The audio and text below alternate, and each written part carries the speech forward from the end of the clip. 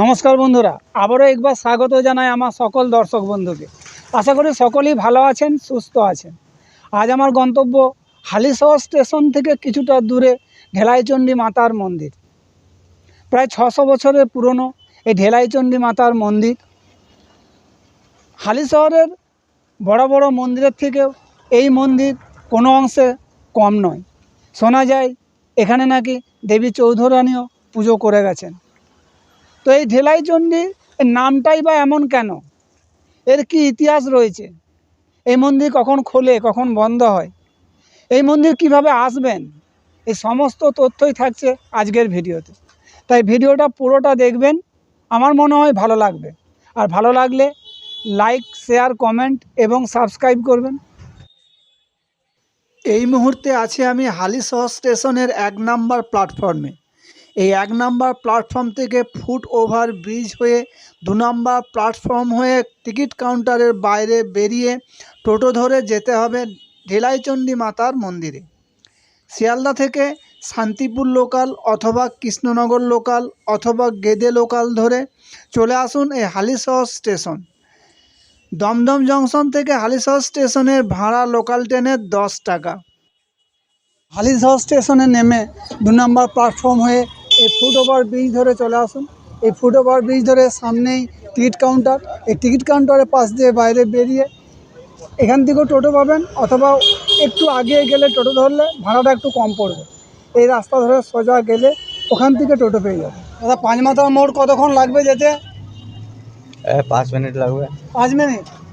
আর ভাড়া কত এমনি জন পিছু? জন পিছু লোক বেশি হলে 10 টাকা করে, একা গেলে 20 টাকা। একা গেলে 20 টাকা, লোক বেশি হলে 10 টাকা। আচ্ছা, আর কত কিলোমিটার রাস্তা? ওই কত 2-3 কিলোমিটার হবে। 3 কিলোমিটার। তো ওখানে ওই ঢেলাইচণ্ডী মাতার মন্দির যাবে তো, কাছাকাছি তো নাকি? হ্যাঁ, তার আগে পড়বে ঢেলাইচণ্ডী মন্দির 5 মাথার আগে। আগে? আচ্ছা আচ্ছা। তো পৌঁছে গেলাম ঢেলাইচণ্ডী মায়ের মন্দিরে। একদম রাস্তার উপরই এই রাস্তাটা সোজা চলে যাচ্ছে হালিশহর স্টেশন, আর এই দিকের এই রাস্তাটা যাচ্ছে কল্যাণী হাইওয়ে।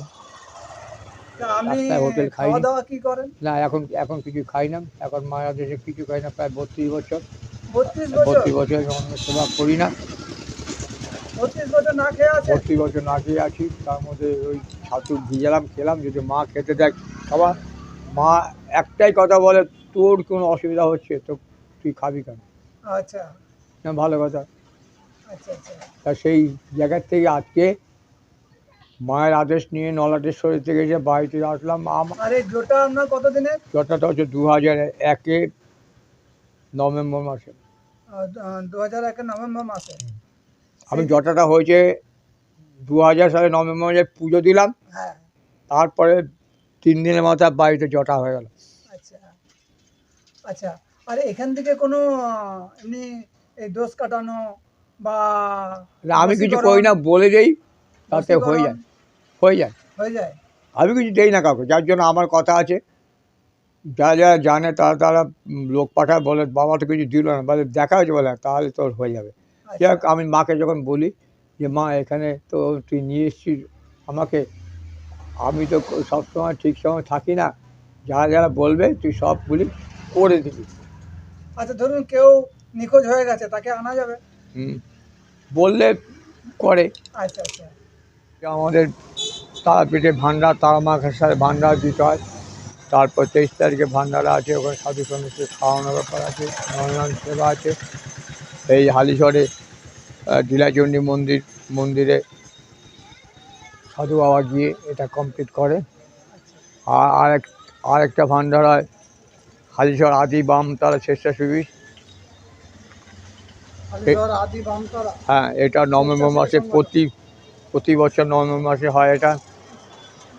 এটাও 13 বছর, ওটাও 13 বছর। আর আপনার কোথায় কোথায় এরকম মন্দির আছে? কঙ্কালীতলা আছে। কঙ্কালীতলা আছে। ওখানে প্রায় জানতো নাকি? হ্যাঁ, কঙ্কালীতলা আমার মন্দির আছে শ্মশানের ভিতরে। আর তারাপীঠে আছে, তারাপীঠে এমনি মন্দির আছে, এমনি যাই আমি। কামাখ্যা আমার অনেক যাওয়া আছে। কামাখ্যা ফটো তো আমার ছাড়া আছে। কামাখ্যায় বসে সাধনা হ্যাঁ হ্যাঁ হ্যাঁ হ্যাঁ। এটা যে এটা ঢিলাচণ্ডী সেই গাছটা, বট বট বৃক্ষ, সেই সেই গাছ।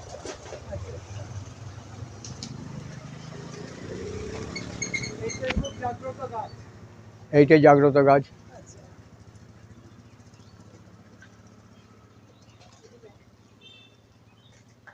আর এখানে কি রথ হয় না? এটা রথ হয়।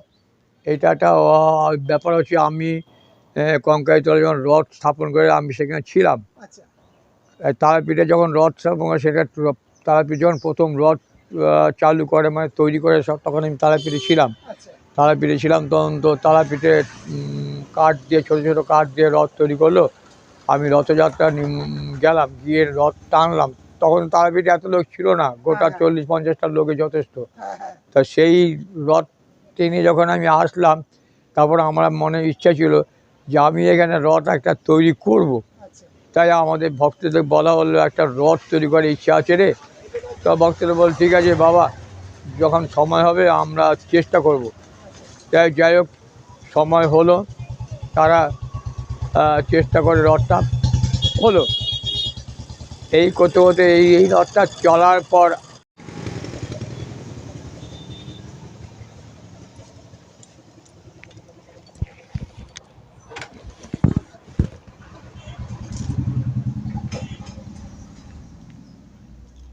এটা হচ্ছে আমার তারামা ঘর। হচ্ছে তারাপীঠের সরল শঙ্কর বাবা, ওই পাশেরটা।